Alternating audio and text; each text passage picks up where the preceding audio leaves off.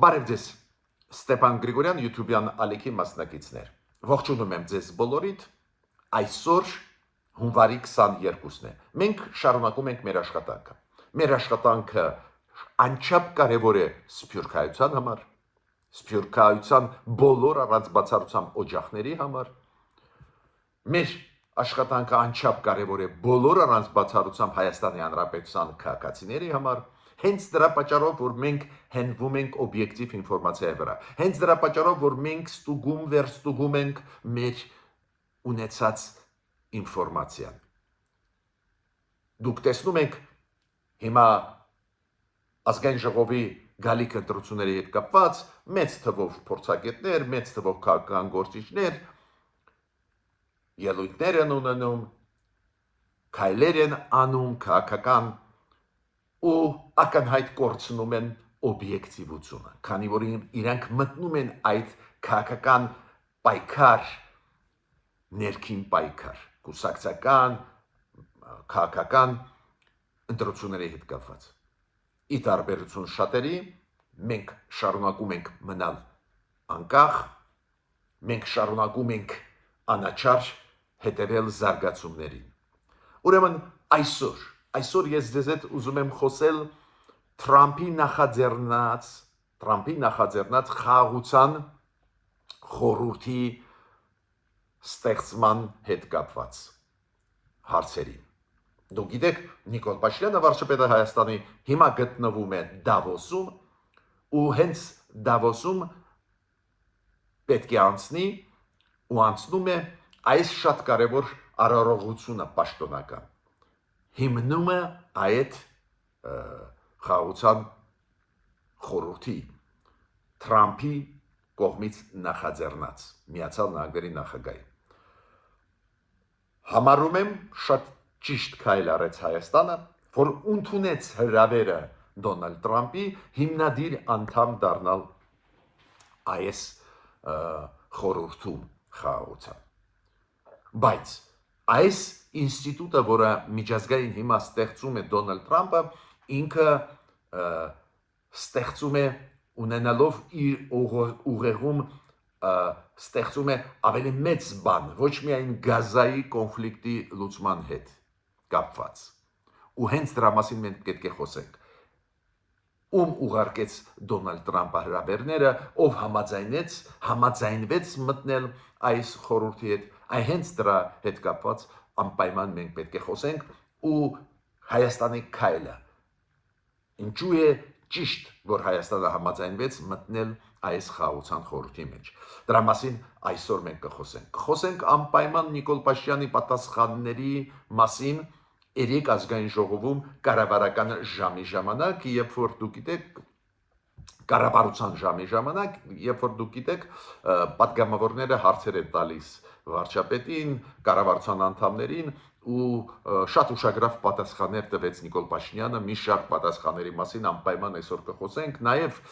կխոսենք այն պատասխանի, որը Արարատ Միրզոյանը տվեց Սերգեյ Լավրովին, Ռուսաստանի արտգործնախարարին, որը չգիտես ինչու միջամտեց մեր ներքին գործերի մեջ, մեղադրեց մեզ, որ մեզ մոտ քաղաքական հետապնդումներ կան, Արարատ Միրզոյանը դիպուկ, կորեկտ պատասխանեց, տեղը դրեց։ Ուրեմն այսօր ունենք քննարկելու լրջագույն այս 2-3 հարցեր։ Սկսում ենք մեր աշխատանքը։ Ուրեմն Դոնալդ Թրամփը ասեց, որ այս խաղաղության խորհուրդը, որը ինքը ստեղծում է, ավելի լայն կոնտեքստ ունի, ոչ միայն Գազայի կոնֆլիկտի լուծման հետ կապված։ Ավելին ձեզ ասեմ, քչերը հիշում են, որ անցած տարվա նոյեմբերին ՄԱԿ-ի անվտանգության խորհրդում Դոնալդ Թրամփի պլանը ստացավ հավանություն։ Դուք գիտեք, ՄԱԿ-ի անվտանգության խորհրդում գրեթե որոշում չեն կարող անցկացնել, քանի որ մի կողմից Ռուսաստանը եւ Չինաստանը, մյուս կողմից Մեծ Բրիտանիան էր, Ֆրանսիան, Միացյալ Նահանգները, այս 5 երկրները, ովքեր վետո իրավունք ունեն, միշտ օգտագործում են վետոյի իրավունքը։ Եթե նախաձեռնությունը ամերիկացիներինն է, Ռուսաստանն է օգտագործում, եթե նախաձեռնությունը Ռուսաստանինն է, եվրոպացիք կամ ամերիկացիք վետոյի իրավունքը օգտագործում են, ու այդ իմաստով պետք է ճիշտ ասենք, ՄԱԿ-ի անվտանգության խորհուրդը իր աշխատանքը գրեթե պարալիզացված է։ Բայց պատկերացնում եք անցած տարվա նոյեմբերին Դոնալդ Տրամփի նախաձեռնությունը Գազայի հետ կապված, հիշում եք 20 կետանոց ճանապարհային քարտեզ ներկայացրեց Դոնալդ Տրամփը 20 կետանոց խաղաղության հասնելու ծրագիր ներկայացրեց, պատկերացնում եք անցավ ՄԱԿ-ի անվտանգության խորհրդում։ Ու Դոնալդ Տրամփը այս խաղաղության խորհուրդը, որ ստեղծում է, հենց այն խորհուրդը, որը հաստատվեց ՄԱԿ-ի անվտանգության խորհրդով։ Բայց ինքը դա պլանավորում են Գազայի կոնտեքստով, հիմա ընդլայնում է։ Ինքը ասում է, այս խաղաղության խորհուրդը ավելի լայն դեր կխաղա,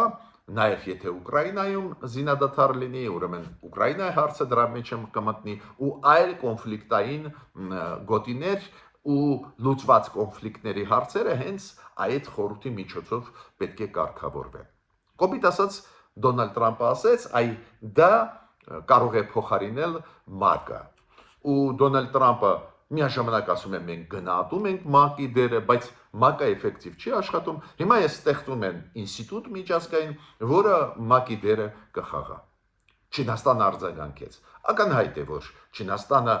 երկրորդ խոշորագույն բևերն է աշխարհին, եթե ամենահզորն է ամերիկացիք, չինացիք ակնհայտ մեծ առավելությամբ երկրորդ տեղ են գրավում աշխարհով մեկ, չինացիք քննադատեցին դա, չինացիք դեմ են ինչ որ ստեղծել զուգահեռ ՄԱԿ-ին։ ՄԱԿ-ի խաղաղ կանոնները իրենք ասում են պետք է հարգվեն։ Բայց Դոնալդ Տրամփը լի է վճռականության այդ գիծը տանել, ու ես պետք է ասեմ, որ Դոնալդ Տրամփը 58 երկրների ղեկավարներին ուղարկեց առաջարկ մտնել այս խաղաղության խորհրդի մեջ, դառնալ հիմնադիր անդամ 58 երկրներին, նաև այդ թվում Հայաստանին, իմ կարծիքով մեր կառավարությունը ճիշտ արեց, որ համաձայնություն տվեց, մեր կառավարությունը երեք էլ արձագանք տվեց շատ արագ, որ շնորհակալ է այս հրավերի համար Դոնալդ Տրամփին ու երեք մեկնեց Դավոս Նիկոլ Փաշինյանը։ Ինչու մեկնեց Դավոս այդ համաշխարհային տնտեսական ֆորումին, քանի որ այսօր անցնում է հենց այդ հանդիսավոր արարողությունը ստեղծման, հիմնադրման այս խաղաղության խորհրդի։ Ու Հայաստանը համաձայնվեց դառնալ հիմնադիր անդամ, ինչքան ես գիտեմ կանոնադրությունը այսօր պետք է ստորագրվի այդ խաղաղության խորհրդի ու այնտեղ նախատեսվում են ինչ որ գումարներ պետությունների կողմից, որ պետք է ներդրվեն աջակցության աշխատանքի 1 միլիարդ դոլարի կարգի, այդ թեման կարող ենք ավելի ուշ քննարկել, գլխավորը քաղաքական որոշումներ մեր կողմից մտնել այդ խորհրդի մեջ։ Պետք է ձեզ ասեմ, որ այսօրվա պայմաններում բավական մեծ թվով պետություններ համաձայնվեցին մտնել այդ խորհրդի մեջ, սկսած Էմիրատներից, Արաբական, Իտալիայից, Բելարուսից, Ադրբեջան, Ղազախստան, Թուրքիա, Հունգարիա,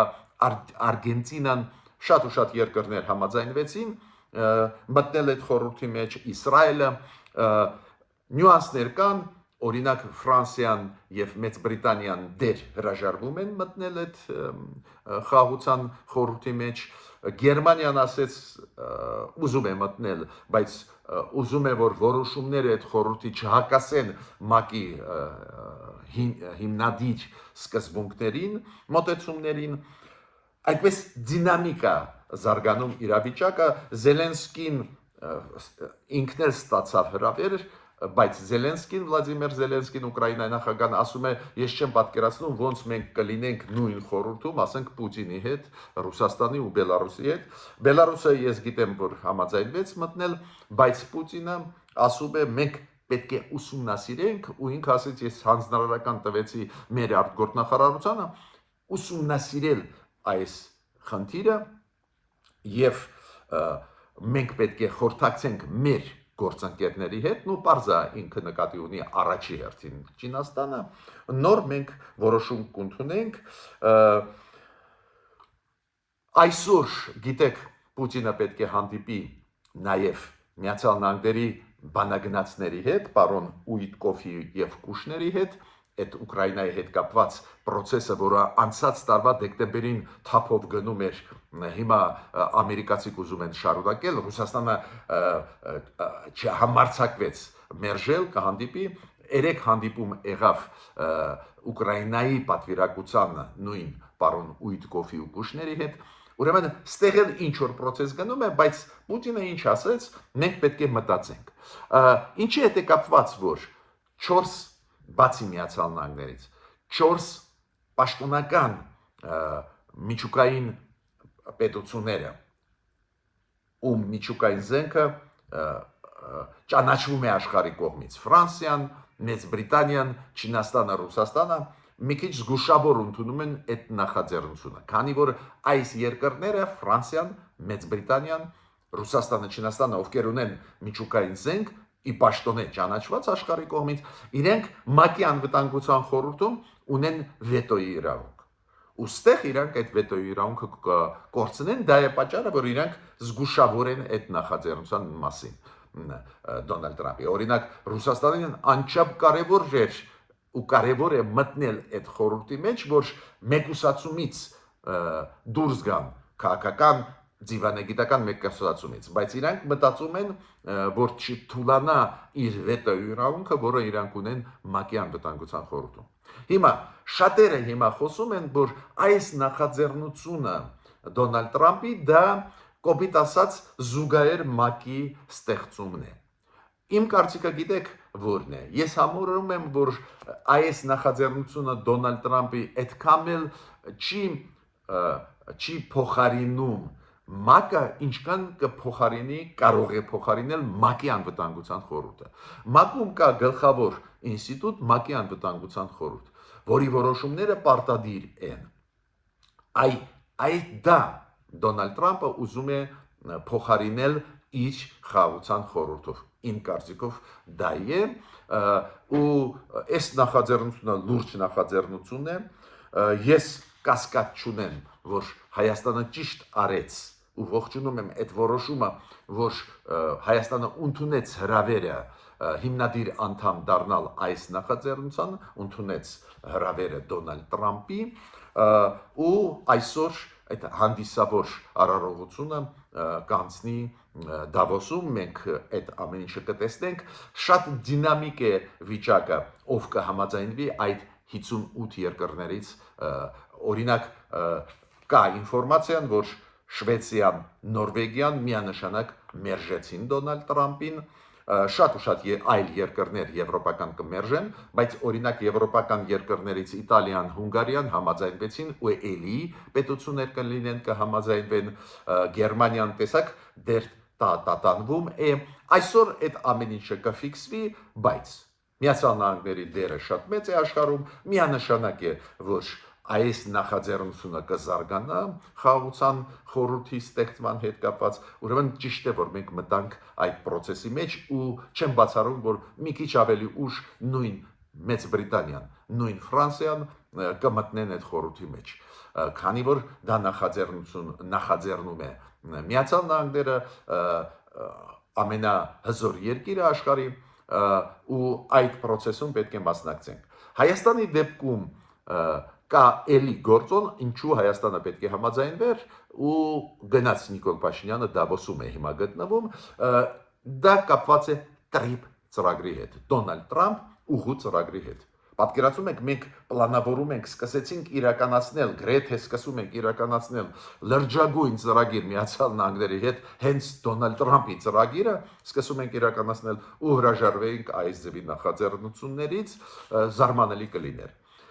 Բացի դրանից Դոնալդ Թրամփը անընդհատ հղում է անում հայ-ադրբեջանական խաղաղության process-ին, որին ինքը ասավ, անընդհատ ինքը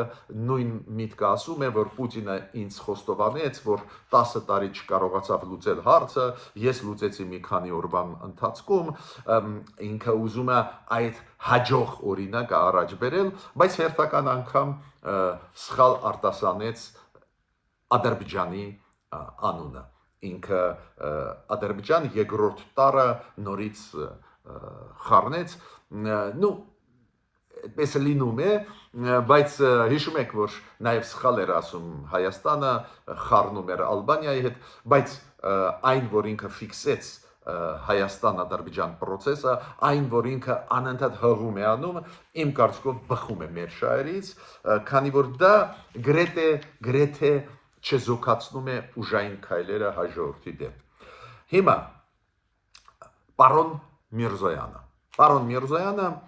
ինքը արձագանքեց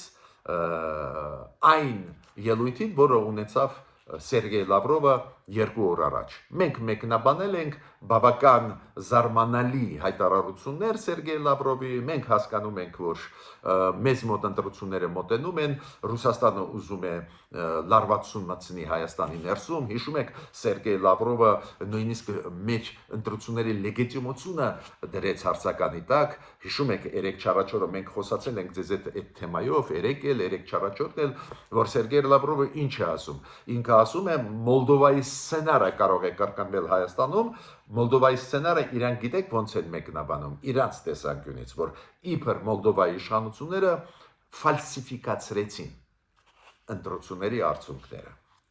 կեղծեցին ընտրությունների արդյունքները, ու ինքը ասում է Հայաստանում կարող են կեղծել,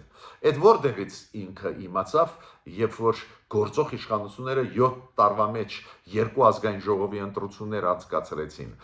մեծ թվով անցկացրեցին տեղական ինքնակառավարման ընտրություններ ու ոչ մի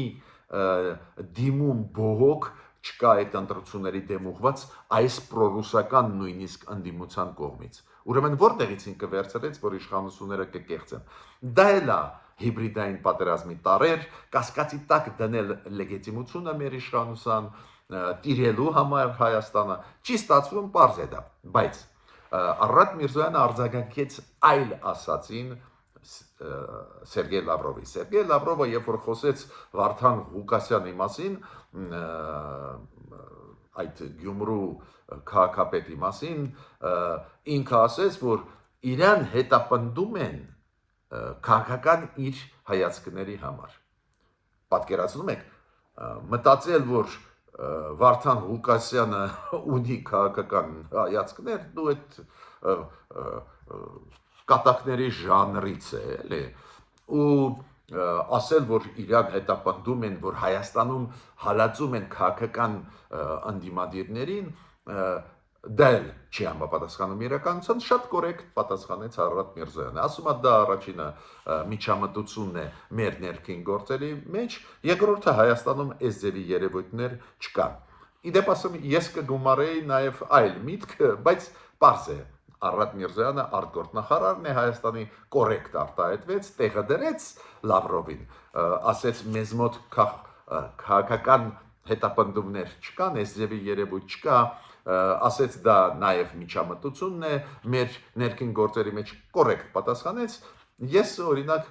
որպես փորձագետ կարող եմ գումարել այլ բան, որ հենց Ռուսաստանում իրենց քաղաքական ընդդիմությունը հետապնդում են։ Դա է պատճառը, որ քաղաքական ընդդիմությունը Ռուսաստանում չկա, փախած են, բոլորը արտասահմանում են կամ բերթերում են նստած։ Մեզ մոտ այս ձևի խնդրեմ չկա, ընդդիմությունը ակտիվ գործում է, նույնիսկ այն ընդդիմությունը, որը կառուցողական չի, գործում են ազատ, ինչ ուզում, խոսում, ասում են, բայց արձագանքը Արարատ Միրզոյանի անչափ կարևոր էր։ Իմիջիալոց ես այդ օրինակը ձեզ ուզում եմ բերել, այն, որ Հայաստանը սկսեց հստակ տեղը դնել Ռուսաստանին, իր պտուղները տալիս է։ Դուք հիշում եք այդ խնդրեմը մեր վարորդների, բեռնատար մեքենաների, ովքեր ունեին իրավունք 180 օր մնալ Ռուսաստանում, հետո Ռուսաստանը կրճատեց 90 օր դարձրեց, դա շատ խփեց մեր բիզնեսին, նաև մեր վարորդների իրավունքներին, ովքեր բեռնատար մեքենաներով տեղափոխում են բեռները Ռուսաստանից Հայաստան, Հայաստանից Ռուսաստան, ու ստացվեց այդպես, որ քաղաքացիներ Հայաստանի բեռնատար մեքենանի վարորդներ չեն կարող երկար մնալ Ռուսաստանում, մինչդեռ Ռուսաստանում տարածքն մեծ է, իրանք պետք է երկար մնան Ռուսաստանի տարածքում, որ բեռները հասցնեն տեղափոխել, երկու անգամ կրճատել է այս իրավունքի մնալ ազատ Ռուսաստանի տարածքում 180 օրից 90 օր, դա մեծ դժգոհություն առաջացրեց նաև Հայաստանի կառավարության մոտ, ոչ միայն մեր վարորդների մոտ, մեր կառավարությունը պահանջեց, որ փոխվի, ու հենց այս կոշտ դիրքորոշումը Ռուսաստանի նկատմամբ հստակ պատասխանները Ռուսաստանի կողմից սխալ քայլերին բերեց նրան, որ հիմա կա որոշում ու մոտ ժամանակներս պետք է օրենսդրական փոփոխություն կատարվի Ռուսաստանում, նորից ԵԱՏՄ երկրների պետությունների վարորդներին տան իրավունք 180 օր մնալ Ռուսաստանում ու աշխատել։ Այդ օրինակը հատուկ եմ բերում, որ դուք հասկանաք, որ Ռուսաստանի հետ երբ որ հստակ դիրքորոշում ունես, երբ որ դու տեղը դնում ես, երբ որ իրանք սխալ են քո նկատմամբ, ուզած-չուզած իրանք որոշումները փոխում են իրենց որոշումները ուղղված Հայաստանի դեմ, Ղազախստանի դեմ, այլ ԵԱՏՄ-ի անդամ պետությունների դեմ։ Հիմա նաև պարոն Միրզոյանը պատասխանեց, գիտեք ինչին։ Մենք Ադրբեջանից, Թուրքիայից հատուկ ինչ ենք լսում։ Իրանք ասում են, որ այս process-ը հայ-թուրքական, հայ-ադրբեջանական կապված են իրար հետ։ То есть Թուրքիան, Ադրբեջանը այդքան մոտ հարաբերություններ ունեն, որ իրանք չեն բարելավի հարաբերությունները Հայաստանի հետ առանձին։ Նո այդ իրանց իրավունքն է կարծիք ունենալը, ներկայացնել, Առատ Միրզոյանը ստեղել բավական կորեկտ, բայց ինքը ասեց, որ դա երակողմ բանակցություններ չեն։ Մենք առանձին բանակցում ենք Թուրքիայի հետ, առանձին Ադրբեջանի հետ։ Հա, իրանց մեջ Թուրքիա-Ադրբեջանի մեջ ռազմավարական նշանակություն ունեցող հարաբերություններն են, իրանք փորձում են կապել այս երկու process-ները, բայց process-ները առանձին են։ Մենք առանձին կբարելավենք հարաբերությունը Թուրքիայի հետ եւ առանձին Ադրբեջանի հետ։ Այս դեպի նյուանսներ պետք է միշտ նշենք։ Մյուս հարցը, ինչի մասին ուզում եմ ասել, մի քանի հայտարարություններ արեց Նիկոլ Փաշինյանը։ Պարզ է, մոտենում են ընտրությունները, պարզ է նորից ինքը հիշեցրեց պողպատե մանդատի մասին, ինքը ասեց, մարդիկ պահանջում են, որ այդ պողպատե մանդատը մենք օգտագործենք, որ մենք շատ փափուկ քաղաքականություն ենք վարում, մենք պետք է պաշտպանենք KGB-ի ագենտուրայից Հայաստանը, հայ ժողովրդին, մեր անկախությունը, ու մենք պողպատե մանդատ նորից կօգտագործենք։ Պարզ է, այս ձևի հայտարարությունները նաև ուղղված են գալիք ընտրություններին, բայց ցանկացած դեպքում ինձ համար շատ կարևոր է, որ իշխանությունները հասկանում են, որ ագենտուրային աշխատանքը Հայաստանի պետության դեմ կատարվում է, ինքը ձևակերպեց ագենտներ KGB-ի եզրույթը, բայց միտքս ինչու՞մ է, ինձ համար կարևոր է, որ կառավարությունը հասկանում է, որ այո, Հայաստանի դեմ աշխատանք տարվում է։ Հիմա ինքը նորից հիշեցրեց, նշեց, որ Թրամփ ուղու այդ ծրագիրը դա նաև ինվեստիցիոն ծրագիր է, ներդրումների հետ կապված ծրագիր է։ Պարզ է, քաղաքական մասը այդ ծրագրի ակնհայտ է բոլորի համար, Միացյալ Նահանգները գալիս են տարածաշրջան, հենց Հայաստանի միջոցով, միանշանակ դա ուժեղացնում է մեր դիրքերը, բայց ինքը ասում է դա շատ կոնկրետ, տնտեսական ծրագիր է նաև ինվեստիցիաների հետ կապված։ Եկեղեցու հետ կապված պարզ է, պատգամավորները լիքը հարցեր տվեցին եկեղեցու հետ կապված, հայ-առաքելական հարաբերություն կառավարություն եկեղեցի, ստեղ էլ ինքը նորից անդրադարձավ այն հարցի, որ մեր եկեղեցին չպետք է ղեկավարվի KGB-ի ագենտուրայի կողմից։ Այդ թեման ինքը շատ է զարգացնում, ներկայացնում մեր հասարակությունում։ Ճիշտ ասեմ ձեզ, մեծ գաղտնիք չի, որ բարձրագույն իերարխներից մեր հայրաքելական եկեղեցում մի մասը, չեմ ասում շատ են, բայց մի մասը իրոք գտնվում են Ռուսաստանի կոշտած դեսության տակ, բարձր այդ հարցը պետք է լուծվի։ Նորություն ասեց շատ լուրջ Նիկոլ Փաշինյանը։ Ինքը ասեց, որ մենք պլանավորում ենք մեր էներգետիկ համակարգերը Ադրբեջանի հետ միավորել։ Ինչ դրա մեջ ինքը ներդնում է, ինչ նկատի ունի, դժվարանում ասել, պետք է բացել փակագծերը, բայց ինքը այդ օրինակները բերեց, օրինակ որ բենզինը, դիզելը մենք բերում ենք հիմա Ադրբեջանից, այստեղ համագործակցություն գնում է, այլ ոլորտներում կգնա էներգետիկայի հարցերով համագործակցություն, բայց այդ նոր միտքեր, նորություններ, նաև Նիկոլ Փաշինյանը ասեց, որ դիմեցին Ադրբեջանին, որ Ադրբեջանը թույլ տա, որ հեղուկ գազը, որը մտնում է Հայաստան Ռուսաստանից, ոչ թե վերին Լարսով գա, որը հիմա փակված է, այլ գա Ադրբեջանի երկաթգծով։ Ադրբեջանը հաստատեց Իլհամ Ալիևը ու ինչքան ես հասկանում եմ, Ադրբեջանը դրական կլուծի այդ հարցը։ Հեղուկ գազի գիտեք գները կտրուկաճեցին, տարբեր բացատրություններ են տալիս, օրինակ հիմա Իրանի իրադարձությունների պատճառով հեղուկ գազը, որը նաև գալիս է Իրանից, հիմա չի գալիս, վերին Լարսը փակ է, ուրեմն ստեղել տեղափոխման հեղուկ գազի խնդրեմ կա։ Նիկոլ Փաշինյանը ասեց, որ այս հարցերը մենք փորձում ենք լուծել նաև Ադրբեջանի աջակցությամբ։ Ու պարզ է, դուք գիտեք, այս բենզինը, որը գալիս է Ադրբեջանից, իջեցրեց գները բենզինի Հայաստանում, ակնհայտ երևացող իջեցրեց գները, մոտավորապես 15-20%-ով։ Հիմա նաև ուզում եմ մեկ-երկու խոսք ասել մեր արտաքին հետախուզության ծառայության զեկույցի մասին։ Երեք մի քանի մտքերով կիսվեցի, ուղղակի ուզում եմ ասել, շատ կարևոր է, որ այս ինստիտուտը ստեղծվեց Հայաստանում, մի քանի տարի գործում է, ու զեկույցը ինչով էր կարևոր ինձ համար, արտաքին հետախուզության ծառայության զեկույցը, որ այդ զեկույցում այն վտանգները, սպառնալիքները, որոնք կան, այն ռիսկերը, որոնք կլինեն 2026 թվին, նշված են։ Օրինակ, ռիսկերը կապված նրա հետ, որ